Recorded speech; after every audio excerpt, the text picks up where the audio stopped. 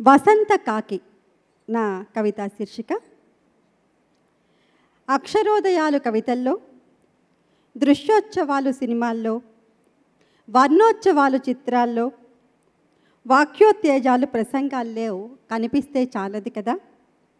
ప్రతి మదిలో వసంతం విరియాలి, ప్రతి మేను వసంతోత్సవాల్లో తడవాలి. 60 గడుల రంగుల రాట్నం ఎక్కి తిరిగే కాలానికి ఒక కళ ఉంది. స్వరస్థాయిలతో నిమిత్తం లేకుండా అందరూ బృందగానం చెయ్యాలనుకుంది. కోకిలలను కన్నట్టే కాకుల్ని కూడా కడుపు నిండా కంది కదా కాలం. కానీ ఈ క్రోధి ఉగాది సమయాన కోకిలలన్నీ 6 ఋతువుల కాలానికి తొలి కూతను మరిచిపోయి 5 ఏళ్లకోసారి వచ్చేసే ఎన్నికలను 7వ ఋతువుగా స్వాగతిస్తున్నాయి. వాగ్దానాల వేదికల మీద కరెన్సీ దండలేసుకొని పార్టీల పాటలు పాడుతున్నాయి. ఏకలపై తీరొక్క రంగును పులుముకొని వీపులపై పార్టీల జెండాలను మోస్తున్నాయి. కోయిలలు ఇప్పుడు ప్రకృతి, మావి చివుళ్ళు, వేప పూతలపై రాగాలు కంపోజ్ చేయటం లేదు.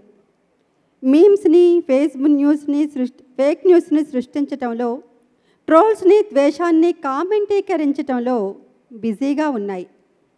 ఉగాది వస్తుందని సంబరపడ్డ ఊర పిచ్చుకలన్నీ ఇప్పుడు బిత్తరపోయి చూస్తున్నాయి. వసంతగానం కోసం, ఉగాది ఉత్సాహం కోసం ప్రతి చెట్టుని పలకరిస్తున్నాయి. కనిపించిన కోకిలలనల్లా వసంత రాగం పాడమని ప్రాధేయపడుతున్నాయి. ఇదంతా చూస్తున్న కాలం ఒక్కసారిగా కాకుల వంక చూసింది. పిచ్చుకల కోసం పాట పాడాలని ఆదేశించింది.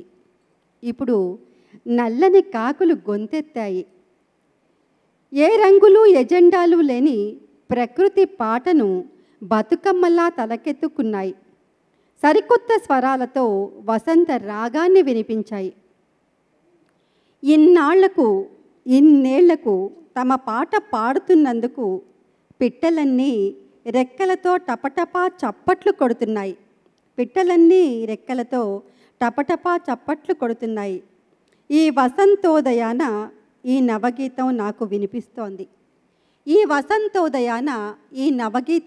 వినిపిస్తుంది. మరి మీకు వినిపిస్తుందా?